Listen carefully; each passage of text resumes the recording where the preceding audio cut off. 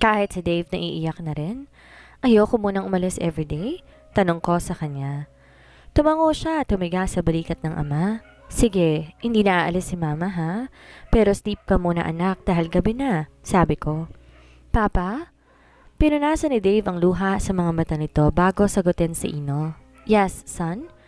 Hindi ka na po aalis, diba? No, I won't. Seryosong sagot ni Dave habang nakatingin sa akin ng taimtim. Good night, mama. Good night, papa. Sabi ng madaldal naming anak. Agad din akong nakatulog kaya hindi gana siya ni Dave pabalik sa kama. Na matapos na maayos si Ino, para naging awkward ang nangyari sa amin ni Dave. Hindi ko alam paano siya haharapin. Matulog ka muna. I'm fine. Hindi ako inaantok. Seryosong sagot nito. Kape? Tanong ko. For the first time nakaharap ko siya, kinabahan ako. Pakiramdam ko ang dami kong kasalanan sa kanya. Dave, nagulat ako nang lumapit siya at lumuhod sa harapan ko. Di ko alam anong gagawin. Nakalukod siya at yuko ang ulo. I'm sorry. His voice cracked. Umiiyak si Dave. Umiiyak habang nakalukod sa harapan ko. I'm sorry, napakawalang kwenta kong ama. Di ko mapigilang tumulong luha sa mga mata ko. Di ko mapigilan ang luhang naguunahan sa pagbagsak. Lalo na dahil kitang-kita at rinig na rinig ko ang pag-iyak niya. Nagkamali ba ako na hindi ko sinabi sa kanya agad? I'm sorry dahil pinabayaan ko kayo, dagdag niya. Naalala na ba niyang lahat 6 years ago? Natatandaan na ba niya ako? Lumuhod ako para harapin siya at kinuha ko ang kamay niya tiningnan sa mga mata. Kitang-kita ko ang pagsisisi dito. Na makita ko siya kanina kargang anak namin, parang nawala lahat ng kaluluwa ko sa katawan. Sa tindi ng kaba, halos hindi na ako nakakilos agad. Mali ako na inakala kong itatakwil niya si Ino. Mali ako sa parteng akala ko hindi niya kayang tanggapin ang anak namin. I'm sorry, Dave. Paghingi ko ng tawad habang pinapawi ang luha sa mga mata niya. I'm sorry dahil di ko sinabi sa'yo kaagad. I'm sorry dahil natakot ako. Halos wala na akong makita dahil sa mga luha. Di ko mapigilang maging emosyonal. Natakot ako na baka itakwil mo ang anak natin. Babe, ako dapat. Ako dapat ang humingi ng tawad. I'm sorry, Z, dahil hindi kita natandaan kaagad. I'm sorry dahil hindi kita maalala dahil ngayon lang ako dumating. I'm sorry. Parang may anong sumikip sa dibdib ko nang pumiyok si Dave sa huli. Sinubsob ko na lang ang mukha ko sa dibdib niya. Binuhos lahat ng luha ko. Niyakap siya at hinayaan ang sariling maging mahina. Pagod na rin akong maging malakas pero para sa anak ko lahat kinakaya ko. Nakahilig ako sa balikat ni Dave habang nakatingin sa anak naming natutulog. Papasok ka pa mamaya, umuwi ka na lang muna. No babe, dito lang ako. Gusto ko pagising ng anak natin nandito ako. Pagputol niya sa sasabihin ko. Okay, sige. Tumahimik ang pagitan namin pero kahit ganon kontento ko. Nararamdaman ko siya at masaya ako nandito siya para kay Ino. Babe, can I ask something? Yes, about what? About our son. Sounds nice. Yes, anong gusto mong itanong? What are his favorites? My favorite food ba siya, toys, or kahit ano? Tell me about him. Gusto kong malaman lahat. Nagulat ako sa kanya. He is excited malaman lahat tungkol kay Ino. Umayos ako ng upo at humarap sa kanya. Nakita ko ang pagseryoso ng mga mata nito. Para ko na-guilty bigla dahil sa pinagkait kong panahon sa kanilang mag-ama. Okay, let's start sa mga pagkain gusto niya. He likes meat at mareklamo sa gulay, sabi ko at nakita ang kasiyahan sa mga mata niya. Tumaas ang gilid ng labi nito na parang may natatandaan. Yes, parang ikaw. Sa ilang bang paninilbihan ko sa kanila, yon ang napansin ko. Tinatabi niya ang gulay kapag nilulutuan ko siya. He likes basketball. In his age, nakahiligan niya to kaya't maraming bola sa bahay. Regalo ni Agatha at Kael sa kanya last birthday, bola rin. Hindi yata siya nagsasawa sa bola kaya he won't mind kung puro bola nang binibigay sa kanya. That, sabi niya. Why? Naguguluhang tanong ko sa kanya. Kilala niya pala ako. Hindi man lang niya sinabi sa akin. Ah, yun ba? I think hindi rin alam ni Kael. Nasa Canada sila kasi nakabase at baby pa lang si Ino nung makita niya. Hindi ba masyadong kita na kamukhang kamukha mong anak ko? Natin, Z? Anak natin. Nakasimangot na sabi niya. Yan nga, I think, Kael knows na nothing. Hindi niya rin kasi nakita si Inong lumaki. Kaya malay ba niya? Pero noon naalala ko ang sabi niya, may kamukha raw si Ino. Feeling ko ikaw ang ibig sabihin niya nun. Bumuntong hininga siya at tumingin sa akin. Humarap at nagpakawala na isang malalim buntong hininga. Yes? Sa akin na kayo tumira. Sabi niya na nagpanganga sa akin. Based on how he looks, obviously he's not joking. I gulp. Di agad nakapagsalita sa sinabi niya. Hindi ko mahanap ang tamang salita para sagutin siya. Papayag ba ako o hindi? Ano bang dapat kong gawin? Kita sa mata niya ang pag-aasam na sumagot ako ng oo. Kung iisipin, nasa kanila si Amanda nakatira. Hindi rin ako gusto ng ina niya. Hindi ko mapapantayan ang yaman na meron sila. Hindi kami bagay sa kanya. Pwede bang sa sunod na lang kita sagutin? Kita ko ang dismaya sa mata niya pero bilang ina, kailangan ko munang masiguro na magiging maayos ang kalagayan ng anak ko. I'm sorry, Dave. Paghingi ko ng paumanhin. It's okay, babe. Pinilit niyang ngumiti pero nagmumukha lamang tong peke. Ayos lang magpadalos-dalos dahil ayokong malagay sa kapahamakan ng anak ko. Nakatulog ako habang nasa tabi si Dave, binabantay ng anak namin. Nagising ako dahil sa hagikik ni Ino. Papa, stop it. I'm a man now. Kurot na ako silang pinanood habang kinikiliti ni Dave si Ino. Kaya ayun, ang bata sobra kumakatawa. Pero baby ka pa rin namin ni Papa. Sabi ni Dave nakaupo at kinakakandong sa kanyang anak. Kasalukuyan silang nagdodrawing since kalat ang mga sketch papers na dinrawingan yata sa sahig. Sandali pa lang akong tulog pero nagmumukhang dinaanan ng bagyo ang kwarto namin. Di ka na po mag-work, Papa?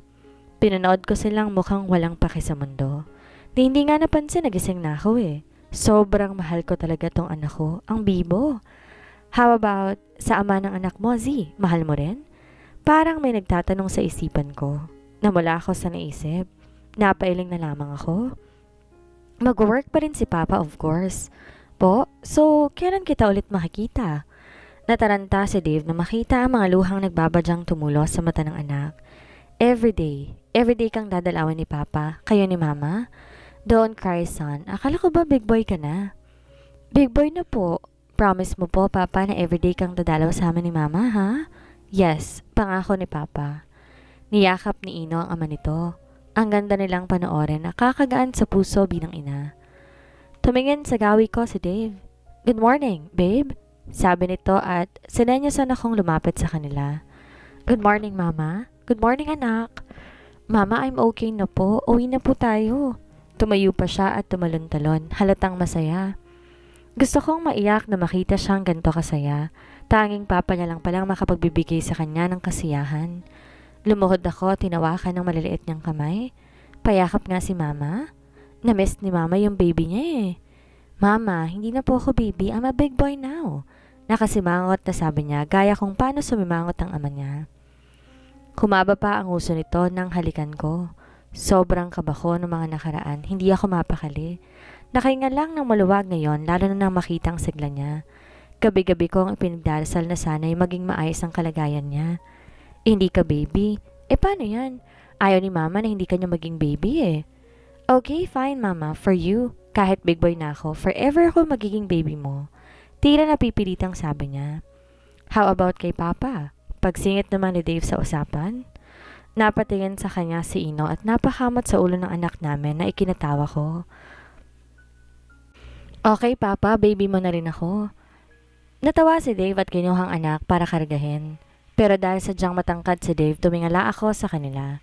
May surprise si Mama sa'yo. Kumunot ang noon niya at tila may iniisip. Why, Mama? It's not my birthday today. Yes, but since you're brave, may regalo si Mama sa'yo. What is it, Mama? Lilipat tayo ng bahay. We will live together with Papa. After kong sabihin, malapad ng ngiti ang anak ko at agad nagsumigaw. He looked so happy. Tumalon-talon pa at umikot-ikot.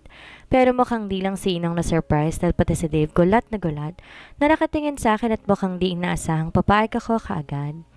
Really, Mama? Yay! Makakasama natin si Papa. I've think about it. My son is happy with his father. Kaya bakit ko hahadlangan yon? I'm sure may solusyon ng worries ko and may naisip ako to counter that. Kuya? Di makapaniwalang sabi niya na makita si Dave sa loob kasama namin. What are you doing here? Sinaman siya ng tingin ni Dave. Alam ni Sabina ang rason kung ba't kaya agad na itong tumakbo palapit sa pintuan. Natakot yata? Hi, Tita Sabina. Look, Papa is here.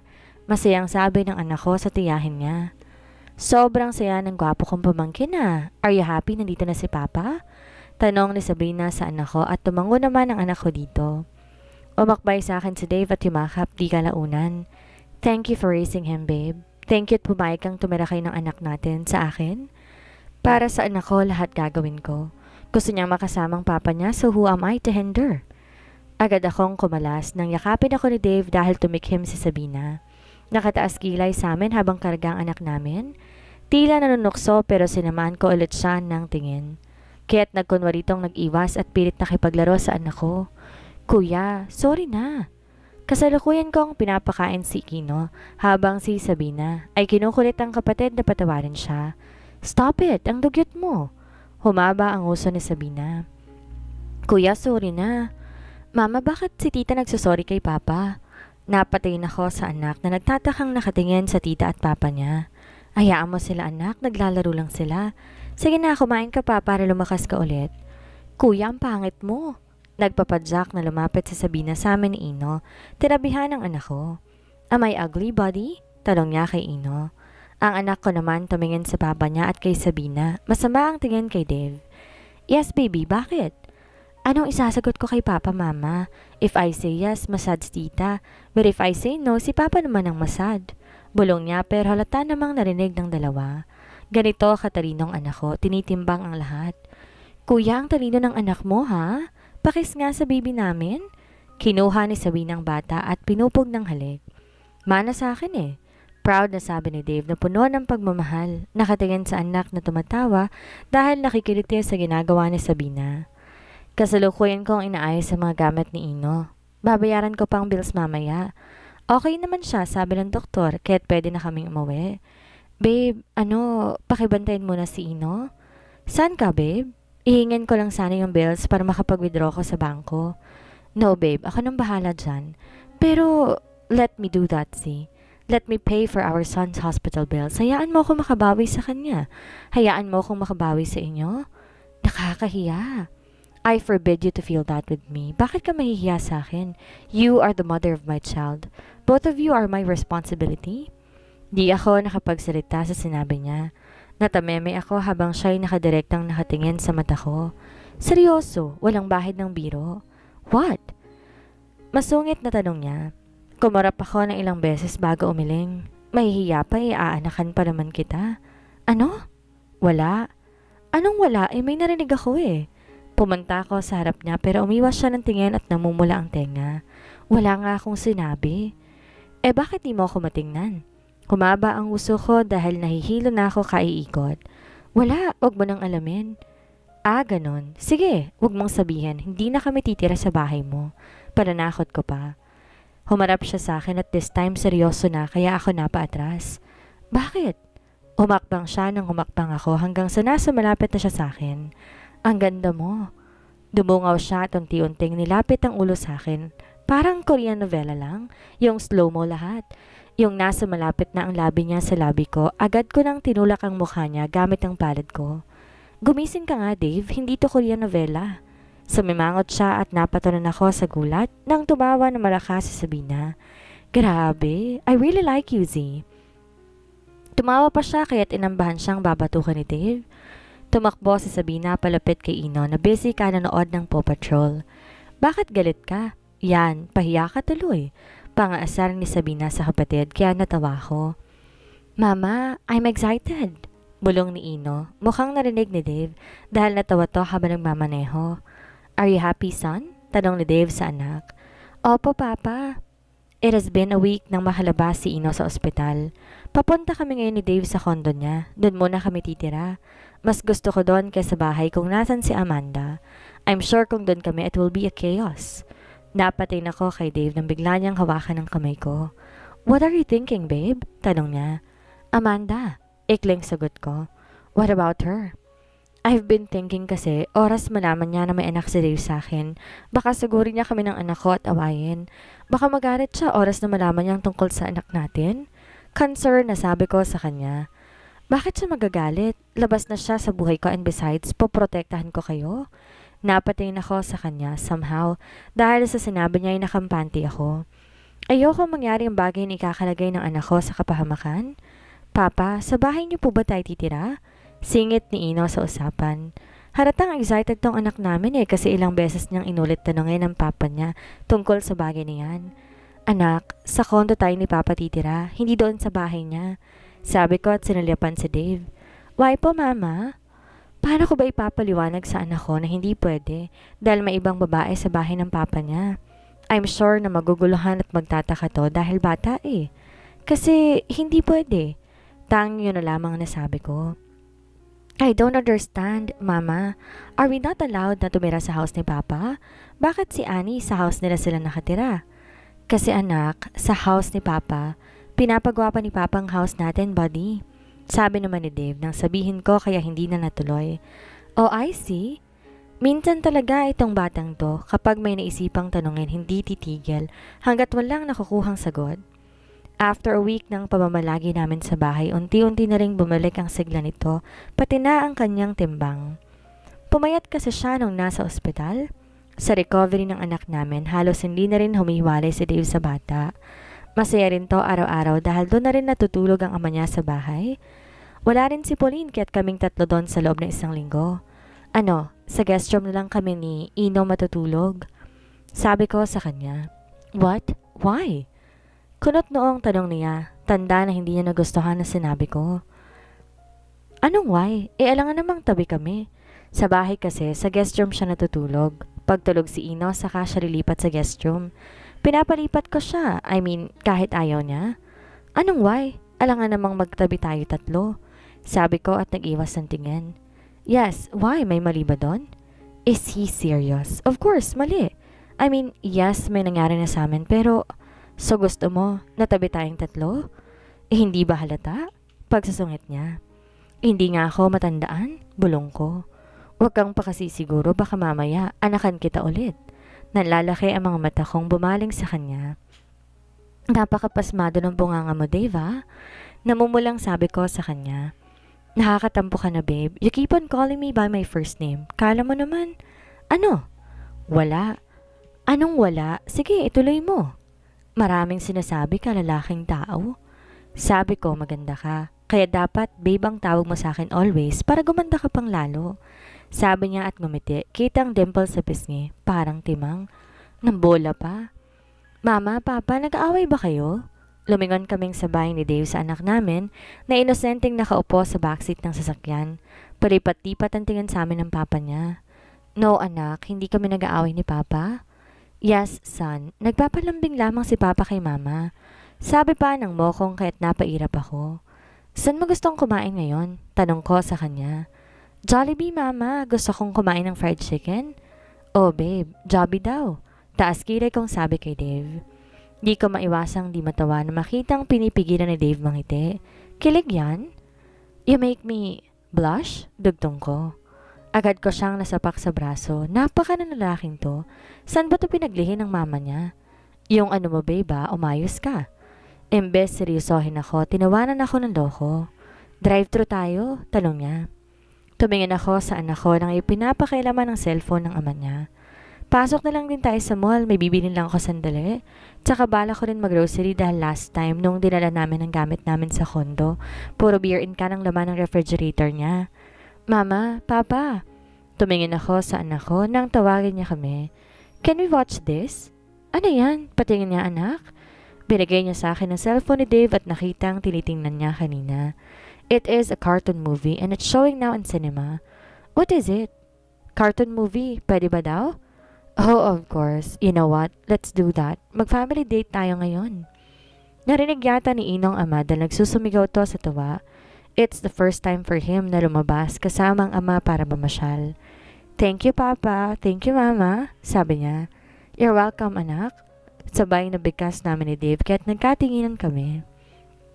Natawa si Ino at tumawa rin kami dahil doon, kaya't natawa na lang din kami sa reaksyon niya.